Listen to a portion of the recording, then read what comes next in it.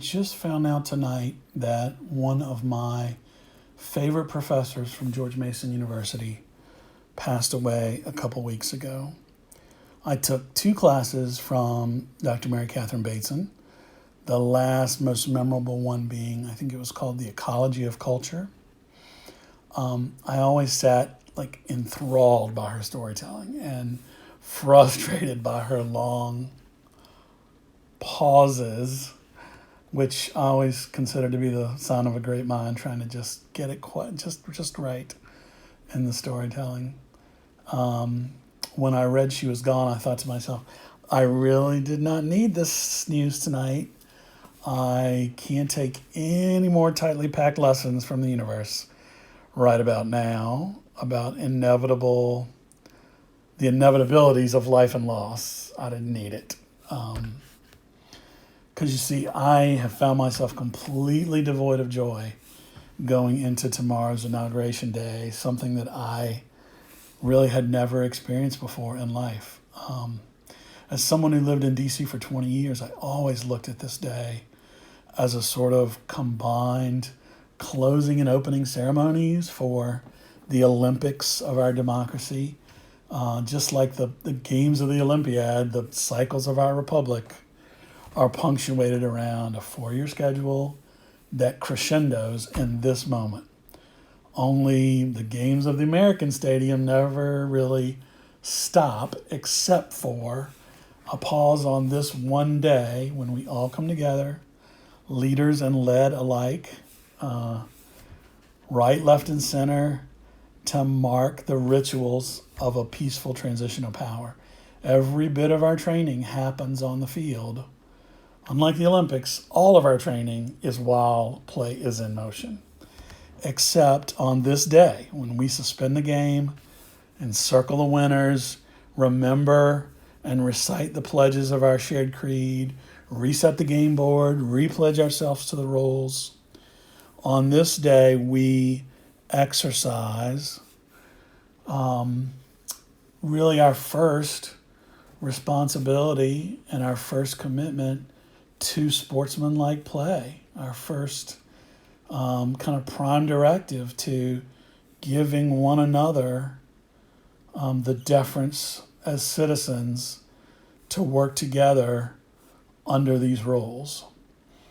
And on this day, we sit down together and we hear the nation's new priorities from a new president laid out before a bipartisan audience, wrapped in the language of promise for which our flag stands.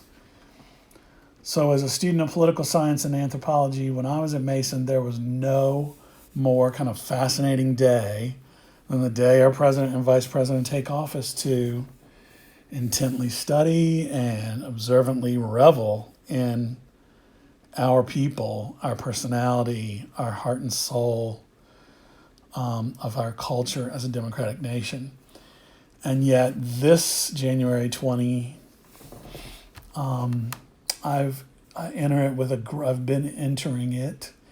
I've been coming up to it with a great deal of sadness, because he who shall not be named has frankly sucked the joy out of this moment for me. I've been reminded in the last week that our democracy is very fragile and why it still can be called, frankly, an American experiment. For the first time since the Civil War, domestic terrorists have tried to destroy this ritual, deny our doctrine, upend our peaceful transfer of power, our inauguration, and shred the rule book and the Constitution in the process, and of course, to also desecrate the people's house, the home, the center, the capital of our democracy. And for the first time, not since the Civil War, but since the founding of the nation, we, for the first time, had these folks aided and abetted terrorists, domestic terrorists, aided and abetted, given comfort, fierily incited in that endeavor of pulling down and shredding our democracy by a sitting president of the United States and his employees and his family and his staff and all the minions and hangers-on who allowed his behavior, not just for years, but really in the last couple of months. It is a whole nother level.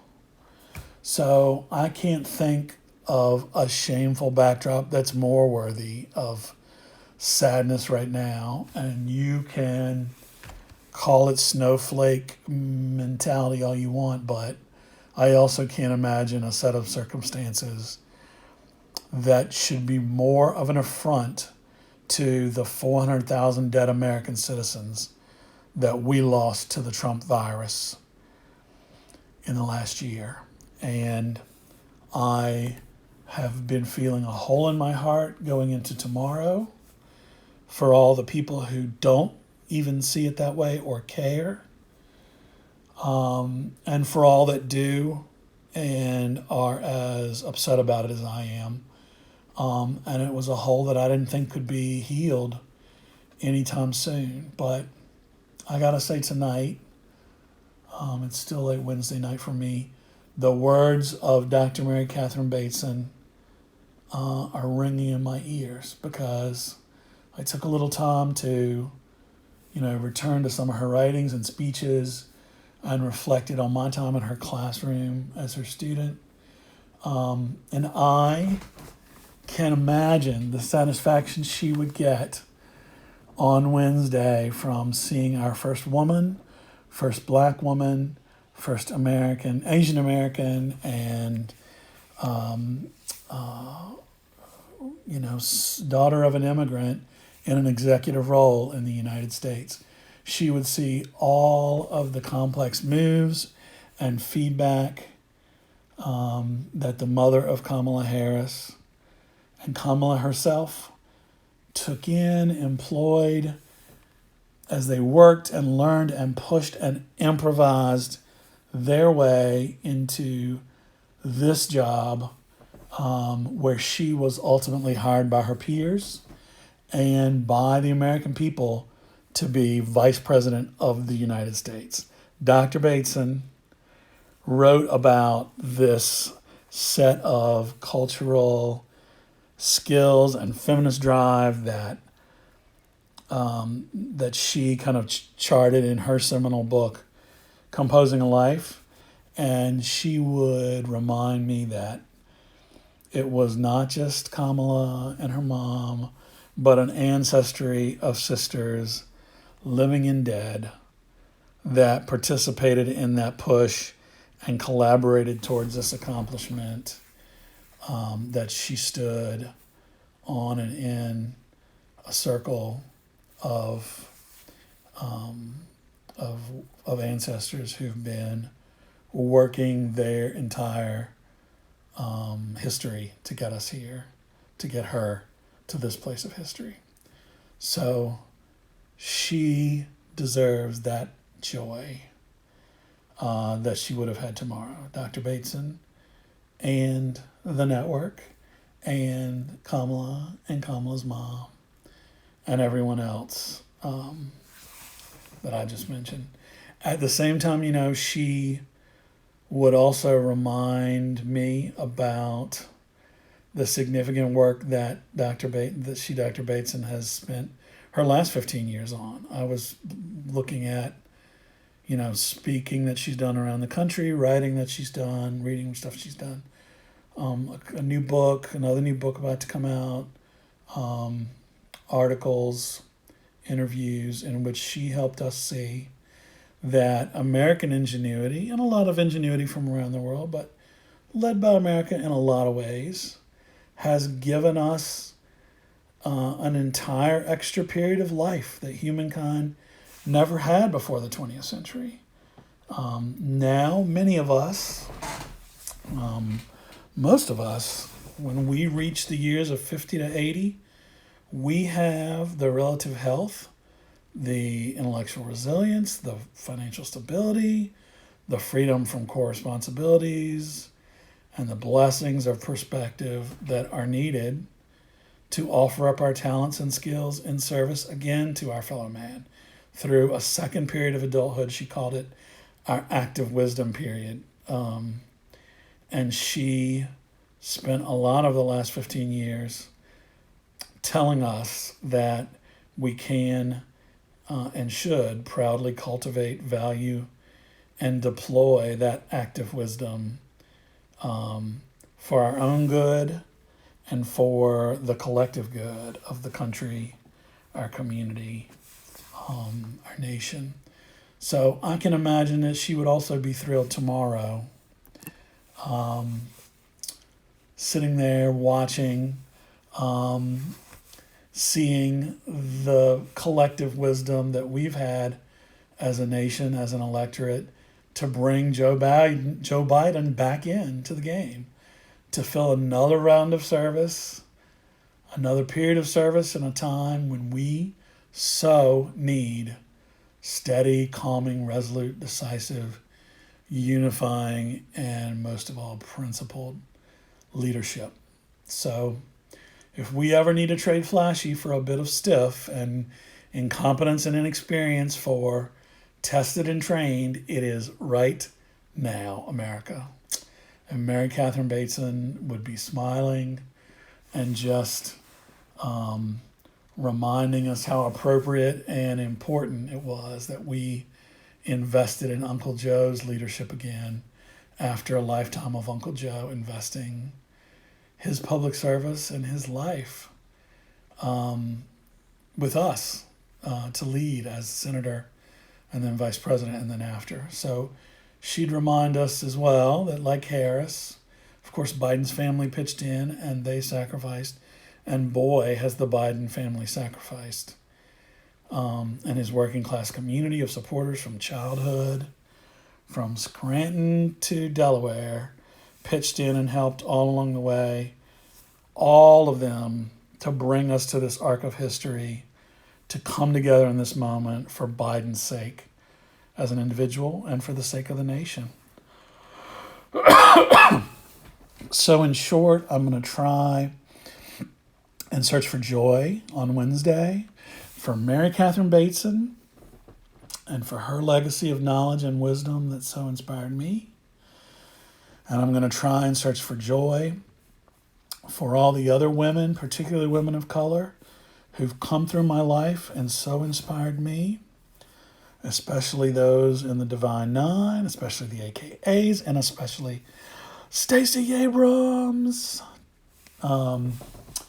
And I'm going to search for joy as a thank you to all of the older folks who have inspired me.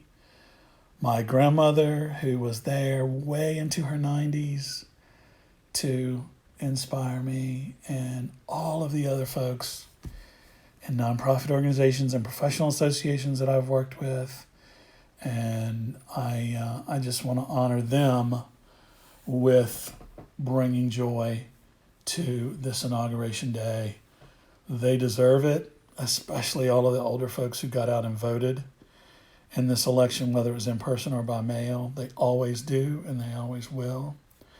So there's really no excuse for me allowing, or for you allowing, this narcissist and loser in chief to overshadow the work that whole network of people did to get us to tomorrow.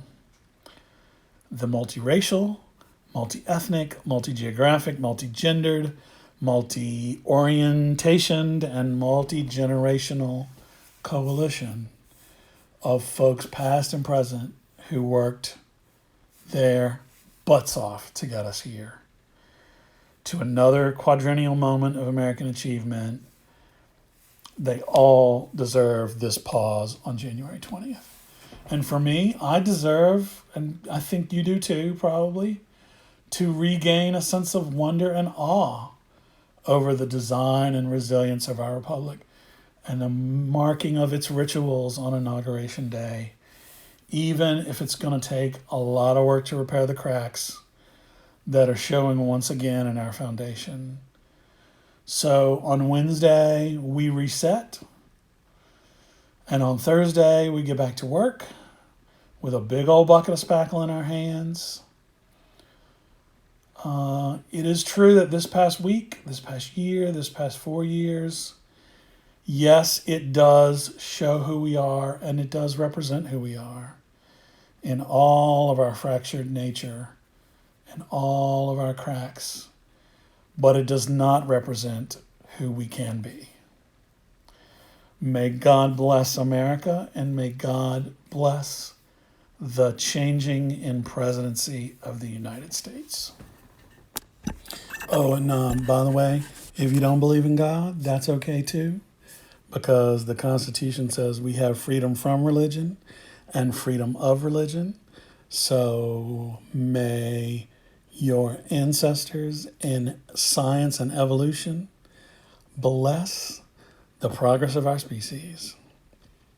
Regardless of what you believe, find some joy, find some awe, find a little bit of wonder over the beauty and resilience of American democracy on Inauguration Day.